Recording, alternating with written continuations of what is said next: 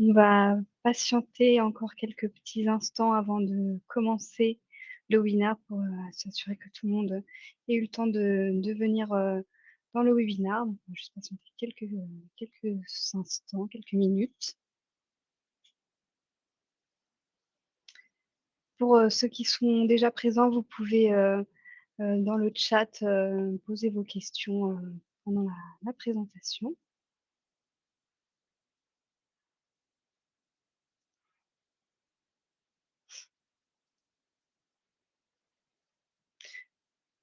On va pouvoir, commencer pardon le webinaire. Donc bienvenue dans ce webinaire pour, comment gérer des appareils mobiles dans les entités, publiques.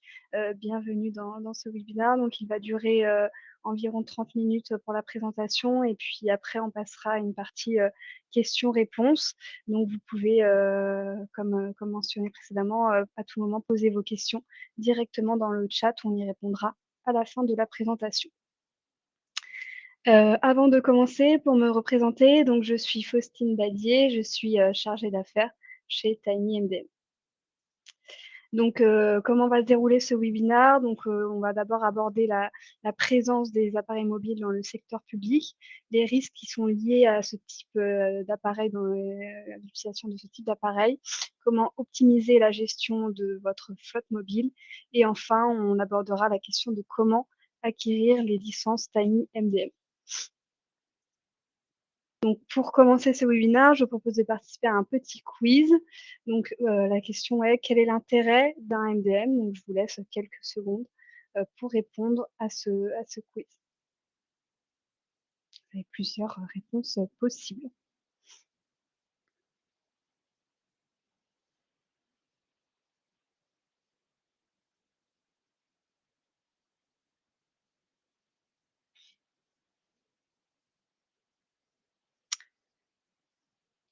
Il semblerait que tout le monde ait répondu. Donc, pour la bonne réponse était de limiter effectivement les appareils à un environnement restreint et sécurisé. Donc, tout le long de ce webinaire, on va se focaliser sur, les besoins du secteur public, la présence, des appareils mobiles et donc comment optimiser, la gestion de ces appareils.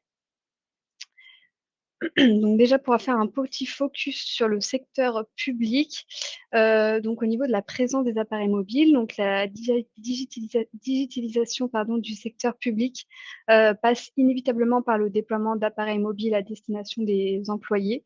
Donc il y a principalement 3 types d'appareils qui sont présents, dans le secteur public, qui sont les smartphones, les tablettes et les terminaux durcis. Donc nos 3 grandes, marques, qui sont principalement, utilisées chez nos clients actuellement, ce sont les Samsung, Lenovo et Blackview. Mais, évidemment, ça fonctionne sur, différents appareils avec différentes utilisations et sur toute marque Android. Pour passer ensuite sur, l'utilisation des appareils mobiles dans un contexte, professionnel, donc, au sein des, mairies, des collectivités, au sein de lieux culturels, et on offre des services aux citoyens dans les hôpitaux, dans les établissements, éducatifs. On a des, appareils mobiles, notamment pour pouvoir, améliorer l'efficacité dans les, agences gouvernementales, dans les administrations. Les appareils mobiles sont également utilisés pour améliorer, les communications, pouvoir, accéder à des données, professionnelles, offrir des prestations de services, notamment à vos, usagers et à vos aux citoyens. Également pour pouvoir limiter, les documents administratifs, donc réduire, les déchets papier, pour limiter l'utilisation excessive du papier. On s'appuie notamment sur des outils numériques pour avoir notamment aussi une synchronisation des données en temps réel et pouvoir sécuriser derrière plus facilement les données et les appareils mobiles, permettent, également de pouvoir, améliorer la productivité puisqu'on offre des outils adaptés, à nos agents sur le terrain avec des applications métiers, et donc on essaie aussi de limiter les applications, dites, récréatives qui, sont, interdites, normalement dans le monde, professionnel et on peut également du coup déployer des contenus éducatifs dans les écoles. Donc ça permet vraiment d'améliorer, la communication, de sécuriser des données et de, aussi limiter les risques cyber lorsque l'on, manage ces appareils. Donc pour, aborder quelques chiffres clés du secteur, donc actuellement, selon une donnée de 2022, 75 des employés du secteur, utilisent des appareils mobiles pour le travail. Et donc 70 des municipalités ont décidé d'adopter une solution de, mobile device management pour sécuriser leur flotte mobile, puisque une organisation sur 3 a signalé des violations de données impliquant des appareils mobiles. Donc on voit bien que ces genres, d'utilisation d'appareils mobiles représentent un risque, pour, la sécurité, de vos systèmes d'information. Donc les risques, ils sont bien, présents. Donc il y a plusieurs enjeux liés à ces risques, cyber. Les systèmes d'information, du service public aujourd'hui jouent un rôle, essentiel dans ça, puisque, on sait que, le service public est une cible, privilégiée, des cyber, attaques. Donc le but est évidemment de ne pas impacter, autant vos administrés, pardon, que vos collaborateurs. Donc pour aussi maintenir la confiance de vos usagers. Euh, Limiter également les risques de compromission du système d'information et l'altération des données pour avoir une continuité et une délivrance des services publics. Et évidemment pour maintenir la souveraineté numérique, puisque une enquête a révélé que les appareils mobiles sont essentiels, mais que ça augmente les risques liés à la sécurité informatique. Donc l'utilisation active de ces appareils crée une sorte de dépendance et une augmentation des risques d'incidents informatiques liés à la perte de données et notamment à des interruptions de services. Donc les menaces les plus courantes, donc effectivement les appareils mobiles représentent un risque supplémentaire. L'ANSSI relaté entre 2022 et 2023 187 attaques ciblant les collectivités territoriales, donc ça fait à peu près 10 incidents par mois, et ça représente tout de même 17 des incidents traités par l'ANSSI. Donc ça concerne les administrations centrales, les régions, les collectivités, les hôpitaux, les organismes de santé. Donc malheureusement, tout le secteur public est aujourd'hui la cible des attaquants. Donc les risques les plus courants, ce sont évidemment les risques de cyberattaque, donc avec des ransomware, des hameçonnages, une risque de fuite de données mobiles. Aujourd'hui, le secteur public est une cible privilégiée en raison de la nature des données qui sont stockées. En effet, l'ANSSI a constaté aussi une augmentation des attaques sur des téléphones professionnels, mais également personnels, sur des individus ciblés. Puisque du coup, il y a souvent des informations sensibles qui sont stockées, comme des données de santé, des données d'informations financières et personnelles. Donc, il y a vraiment un risque de fuite de données sensibles importante. Et également, l'utilisation d'appareils mobiles représente également une perte de productivité si on ne contrôle pas les applications qui sont utilisées par les collaborateurs. Donc les types de menaces qui existent aujourd'hui, il y en a évidemment plusieurs. On a du coup les fuites de données, donc le but est évidemment de limiter les risques de propagation, les failles de sécurité, donc qui peuvent venir directement soit de l'appareil en lui-même ou alors des applications. Donc l'objectif est de mettre à jour régulièrement pour éviter ces failles, et également les logiciels et sites malveillants. Donc le but étant évidemment de limiter les installations, l'accès à Internet, et la faiblesse des mots de passe peut aussi représenter un risque. Donc, on vous recommande de renforcer la sécurité au niveau de vos mots de passe. Donc, comment vous prémunir des risques? Donc, je vais aujourd'hui vous présenter 8 bonnes pratiques pour pouvoir protéger vos appareils mobiles.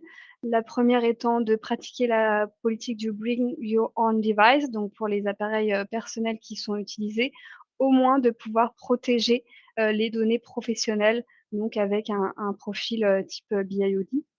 On vous recommande également d'installer uniquement depuis des sources sûres, donc que ce soit depuis le Play Store ou alors uniquement des sources connues. De mettre à jour l'OS et les applications de manière régulière, de chiffrer les données de vos appareils, mais également de pouvoir sécuriser vos réseaux Wi-Fi et éviter les réseaux publics puisque, aujourd'hui, on sait que les réseaux publics sont un peu un danger pour les données, qui sont stockées sur les appareils. De pouvoir sécuriser les appareils avec un mot de passe, donc plus ou moins complexe selon les utilisateurs. Ne pas accepter toutes les autorisations d'application et évidemment s'équiper d'une solution de mobile device management. Donc nous aujourd'hui, au niveau des fonctionnalités que l'on propose, on va pouvoir évidemment vous proposer, la gestion des applications, de la sécurité, de la connectivité et cetera, pour pouvoir du coup, vous prémunir de tous ces risques que l'on a identifiés auparavant. Donc par exemple, sur la gestion des applications, vous avez la possibilité de verrouiller l'appareil avec des applications et des fonctionnalités limitées. Donc vous pouvez installer, des applications, qui sont directement disponibles sur le Play Store. Vous pouvez également déployer vos applications, métiers via le TinyMDM Store ou alors créer des web applications pour donner uniquement accès à certains sites, heu, contrôlés. Donc tout ça va se faire évidemment, à distance, donc que ce soit l'installation ou la désinstallation se fera à distance. Vous allez pouvoir également gérer les mises à jour de l'application et si besoin, gérer les permissions des applications et les configurations des applications. Vous pouvez également géolocaliser vos appareils, donc pour ça, vous avez un suivi physique en temps réel, des appareils. Donc on peut géolocaliser un ou plusieurs appareils sur une carte, comme on voit, directement ici. Et puis du coup, on a un historique de 3 jours sur la géolocalisation de nos appareils, donc ce qui permet vraiment, notamment en cas de vol ou de perte, de pouvoir géolocaliser son appareil pour savoir où il se situe. Donc tout se fait évidemment à distance, via, le MDM. Donc on peut visualiser à distance ces appareils et contrôler, certains appareils. Donc on a des, partenaires constructeurs sur lesquels la prise en main à distance, est directement accessible. Vous allez également pouvoir envoyer des messages à distance vers un ou plusieurs appareils. Vous pouvez aussi partager des contacts et du, contenu professionnel vers les téléphones portables et les tablettes, donc de manière sécurisée et si besoin, verrouiller et déverrouiller à distance. Au niveau de la gestion de la sécurité, donc il y a plusieurs, briques, de sécurité qu'il est possible de manager. Vous pouvez notamment gérer les mots de passe pour protéger vos données, réinitialiser à distance, notamment en cas de vol de l'appareil, donc pour effacer les données sensibles, pouvoir gérer les mises à jour de l'OS pour éviter les vulnérabilités. Et également, vous avez la possibilité de réinitialiser automatiquement l'appareil après 15 tentatives, infructueuses de déverrouillage. Donc ça, c'est une, recommandation notamment de l'ANSSI sur lequel, si jamais il y a eu trop d'essais sur le mot de passe, l'appareil se réinitialise. Vous allez pouvoir aussi, gérer la conformité des appareils en temps réel. Donc dans la console, on peut voir si l'appareil il est bien, conforme à nos politiques de sécurité ou non. Vous avez la possibilité d'activer la protection Google FRP, donc en cas de réinitialisation involontaire de l'appareil. Si on n'a pas le compte Google associé, l'appareil il est bloqué, on ne peut pas l'utiliser. À contrario, vous pouvez, si vous le souhaitez, bloquer la réinitialisation d'usine à l'utilisateur. Donc si on ne l'a pas autorisé, on ne peut pas réinitialiser son appareil. Vous pouvez également aussi limiter les accès, donc empêcher le mode débogage ou l'accès aux fichiers par USB. Et enfin, vous pouvez également interdire l'installation d'applications à partir de sources, inconnues. Au niveau de la connectivité, donc comme on l'a vu dans les bonnes pratiques, c'est important de sécuriser son réseau Wi-Fi. Donc ce que vous pouvez faire, c'est d'abord préconfigurer les réseaux Wi-Fi pour les appareils, restreindre les réseaux, sur lesquels on peut se connecter. Vous pouvez également, si vous ne souhaitez pas l'autoriser, bloquer le partage de connexion ou l'autoriser et voir la consommation des données directement depuis l'onglet appareil de notre console. Vous avez également la possibilité de mettre en place un filtrage internet, donc si vous voulez, réguler l'usage d'internet, au travail. Donc, on peut filtrer, selon, vos utilisations, notamment pour, éviter, les sites, malveillants. Donc vous pouvez surveiller en temps réel les sites qui ont été, visités et sélectionner sur un principe de liste blanche, liste noire, certains sites, uniquement accessibles.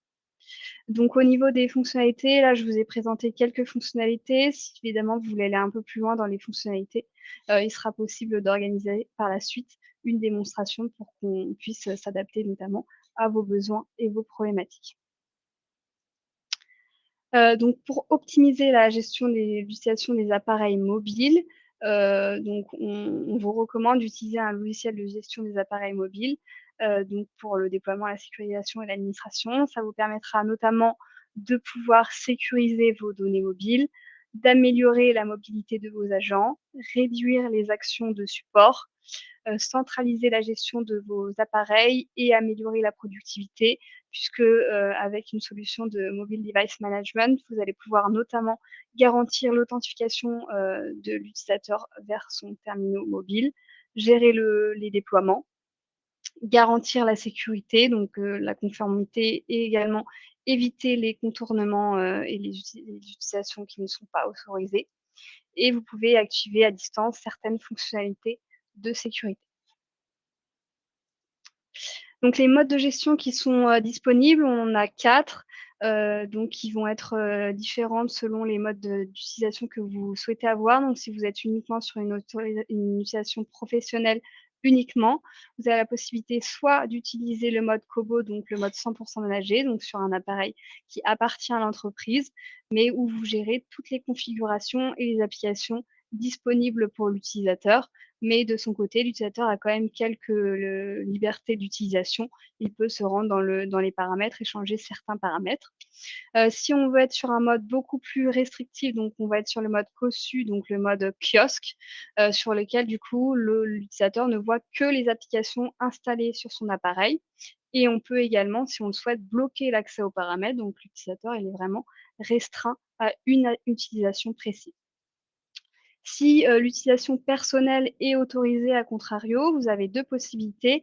Soit l'appareil appartient à l'entreprise, dans ce cas, ça sera sur le mode WPCO. Donc on a une double utilisation personnelle et professionnelle et donc du coup, la partie conteneur professionnel est vraiment sécurisée, puisque du coup, c'est contrôlé via le MDM et si jamais c'est un appareil, personnel auquel, l'utilisateur, peut utiliser ses applications professionnelles, on aura le mode BIOD, donc profil de travail, sur lequel l'utilisateur pourra avoir ses applications professionnelles qui seront également sécurisées. Donc petit sondage suite à ces présentations de modes de gestion. Quel mode de gestion correspond le mieux à vos besoins? Donc je vous laisse quelques secondes, quelques minutes pour répondre à ce petit sondage.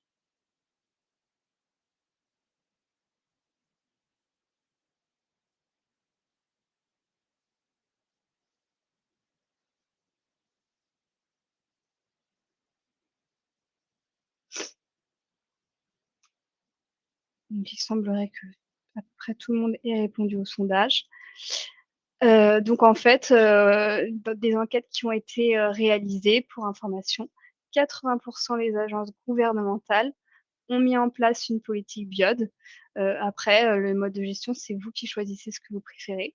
Mais le BIOD permet vraiment de créer un profil sécurisé grâce au profil de travail, donc à minima, donc pour sécuriser les applications, professionnelles, si toutefois on souhaite, avoir une double utilisation personnelle et professionnelle. Et petite information, selon une étude de l'Arcep de 2023, 36 des actifs occupés pensent que les outils numériques sont utilisés par, leur employeur pour les surveiller. Donc, la mise en place d'un MDM, c'est bien, mais sensibiliser ses utilisateurs, sur la sécurité informatique et également les informer de l'utilisation d'un MDM est aussi important pour pouvoir les sensibiliser, puisque le but d'un MDM, c'est de ne pas surveiller les collaborateurs, mais vraiment apporter un outil de gestion des appareils et de pouvoir sécuriser les appareils. Donc plusieurs cas d'utilisation sont possibles selon les différents modes de gestion. Donc par exemple, dans une entité publique, vous pouvez utiliser, les appareils mobiles pour améliorer la réactivité et la productivité de vos collaborateurs et donc selon le mode de gestion que vous allez choisir, vous allez pouvoir gérer les applications, les configurations de vos collaborateurs pour garantir une utilisation optimale et sécurisée. Vous pouvez également utiliser, les appareils dans une école. Donc par exemple, globalement, c'est souvent des tablettes qui sont utilisées donc pour, comme outil, pour l'apprentissage et l'enseignement. Donc généralement, ce sont des appareils qui sont mis en mode kiosque, pour pouvoir du coup déployer dans un environnement sécurisé et restreint, des applications ou des sites, et puis du coup, on a un contrôle total sur les tablettes des élèves et des enseignants. Et enfin, dernière utilisation possible, c'est par exemple dans un espace public, on peut mettre à disposition, des appareils mobiles pour améliorer l'expérience usagée. Dans ce cas-là, globalement, on le met en mode kiosque, et on garantit une expérience conviviale en toute autonomie à ses usagers, pardon, de manière sécurisée puisque du coup, généralement, ils n'ont accès à une seule application ou site, sur lesquels, ils ont un accès, restreint. Pour passer maintenant à un témoignage, client donc d'une, mairie à La Réunion qui a environ une trentaine, d'écoles, sur son territoire. Il voulait déployer des tablettes, managées dans des établissements, scolaires, notamment pour pouvoir favoriser l'apprentissage, réduire la fracture numérique et améliorer le bien-être des écoliers. Donc le besoin de la mairie à ce moment-là était de déployer, des tablettes pour adopter les classes numériques et donc, la gestion de ces appareils est rapidement devenue essentielle puisque la problématique qu'ils ont identifiée pardon, à ce moment-là, c'est qu'ils n'avaient pas de MDM à la base et il y avait une mauvaise utilisation des appareils. Il y avait des applications qui étaient utilisées, qui n'étaient pas des applications, qui étaient, forcément utiles dans l'apprentissage et ils ont aussi constaté malheureusement des pertes et des vols de matériel. Donc la gestion était vraiment complexe sans MDM puisque, vu qu'ils ont 30 écoles un peu partout, heu, c'est un peu compliqué de devoir les gérer, sans être à distance. Donc la solution qui a été apportée, c'est d'administrer et de sécuriser tout le parc à distance, de pouvoir gérer les applications et de sécuriser les données. Donc à ce moment-là, ils cherchaient une solution simple et intuitive. C'est à ce moment-là qu'ils ont trouvé TinyMDM et ils ont apprécié évidemment notre réactivité, donc pour déployer leurs centaines de tablettes qu'ils ont, actuellement, en utilisation avec TinyMDM. Si jamais vous voulez, avoir un petit peu plus d'informations sur le témoignage du client, il est, disponible, directement, sur notre site internet. Donc comment opter pour une gestion de flotte mobile simplifiée avec TinyMDM? Donc, déjà pourquoi nous choisir? Donc on est une, solution française, donc évidemment toute notre documentation et nos supports sont en français. TinyMDM est une solution simple d'utilisation et intuitive. On souhaite garder cette simplicité d'utilisation, pour nos utilisateurs. C'est notamment grâce au fait qu'on est, dédié à Android. Nos prix sont, relativement abordables par rapport à toutes les fonctionnalités que l'on propose, donc on a vraiment une transparence du prix. Tout est inclus dans nos tarifs. On a également une réactivité aux demandes de nos clients, donc on étudie les demandes de nos clients et notre support a un SLA de 1 jour ouvré, donc on essaye d'être réactif à vos, demandes et à vos besoins. Il n'y a pas forcément besoin de connaissances techniques, pour utiliser notre, solution puisque, à l'heure actuelle, on a autant des personnes qui sont professionnelles dans l'informatique qui utilisent notre solution que, des personnes qui n'ont pas forcément de connaissances précises, sur l'informatique dans l'informatique, pardon. Et on est également partenaire Android eux-mêmes et partenaire constructeur, donc on a des fonctionnalités avancées sur cet OS et sur, les appareils Android. Donc pour revenir un peu plus précisément sur nos clients dans le secteur public, aujourd'hui, on travaille avec, plus de 300, entités, publiques, donc que ce soit des autorités, locales, des administrations publiques, des mairies, des entreprises dans l'enseignement supérieur, des centres hospitaliers. Donc vous voyez quelques références clients, juste, en dessous. Donc au niveau de la taille de flotte mobile, on peut gérer autant un appareil que des milliers d'appareils. Il n'y a pas de limite, ou de minimum, chez nous. Vous pouvez vraiment gérer toute taille, de flotte, mobile avec TinyMDM. Donc pour acquérir nos licences, nous sommes évidemment disponibles pour vous accompagner dans vos projets de MDM. Donc pour ça, on a plusieurs possibilités. Soit vous, pouvez directement vous rendre sur des centrales d'achat type UGAP et Canut sur lesquelles on est actuellement référencé. Donc vous pouvez directement vous rendre, dessus, si, vous, êtes, déjà, sur ces plateformes-là. Ou alors on accepte les règlements par mandat CEPA, donc par mandat administratif, pardon. Donc on est disponible sur, Chorus. Donc vous pouvez également passer en direct, si évidemment c'est possible, pour vous.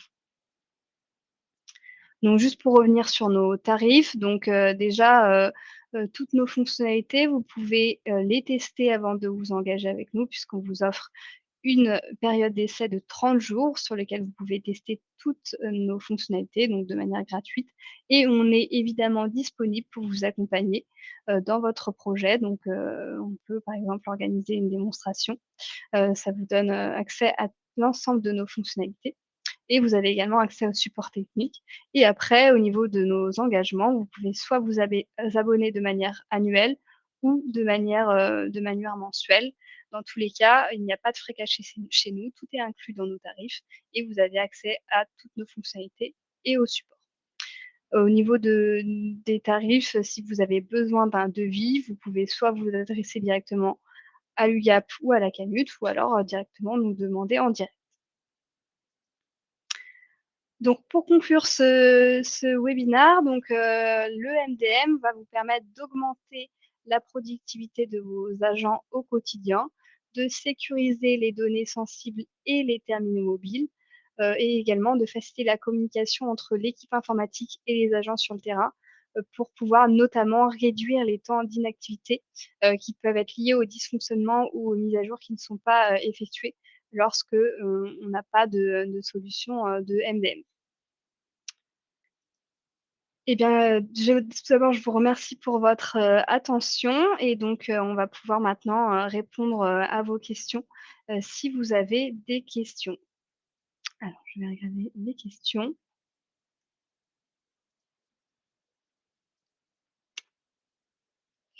Alors, première question, pour avoir un devis UGAP, comment doit-on faire?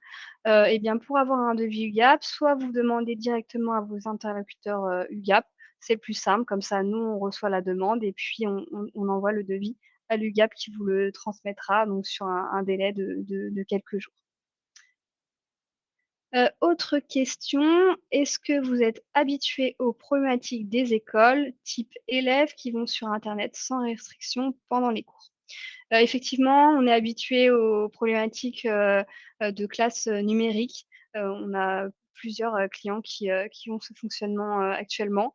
Donc on est habitué à ce genre de problématique. Généralement, on conseille, l'utilisation, de notre fonctionnalité filtrage internet, donc pour limiter l'accès à internet, donc uniquement soit sur des sites spécifiquement autorisés ou alors sur uniquement des sites qui sont, dits appropriés pour le travail, donc c'est-à-dire que certains sites, ne sont pas autorisés et sont bloqués dans l'utilisation.